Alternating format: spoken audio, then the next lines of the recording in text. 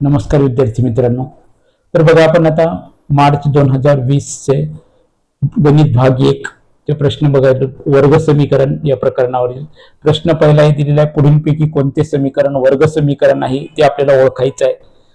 मग आता कोणता पर्याय याच्यामधला बरोबर आहे तो आपल्याला बघायचा आहे. बघा, पहिले याच्यामध्ये आता x चा वर्ग आणि x जर केला तर x चा तिसरा घात येतो, म्हणजे वर्ग समीकरण होणार नाही. x न जर x ला गुणलं तर काय ते दुसऱ्या पर्यायामध्ये बघा, x ने x ला गुणलं x चा वर्ग अधिक 5x बरोबर किती आहे 4. हे आपल्याला काय सांगता येईल, वर्ग समीकरण आहे.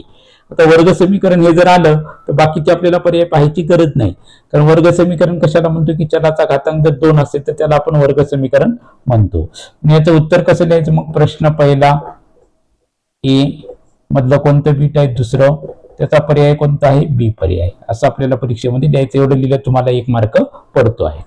आता प्रश्न पहिला बी मध्ये बघा, एक बीट विचारलेला आहे, 2x चा वर्ग वजा 5x अधिक 7 बरोबर काय 0. यावरून आपल्याला ए आणि बी च्या किमती आपल्याला काढायच्या आहे. आता बघा, वर्ग समीकरणाचं सामान्य रूप काय, ax चा वर्ग अधिक bx अधिक c बरोबर काय 0. याच्यानुसार आपल्याला आता इथे e आहे, म्हणजे x च्या वर्गात सहगुणक किती आहे 2 आहे, म्हणजे ए बरोबर किंमत किती झाली 2 झाली. याची किंमत किती आली 2. आता बी चा सहगुणक किती आहे, bx आहे. आता x चा सहगुणक किती आहे वजा 5, म्हणून बी बरोबर किती झाली वजा 5.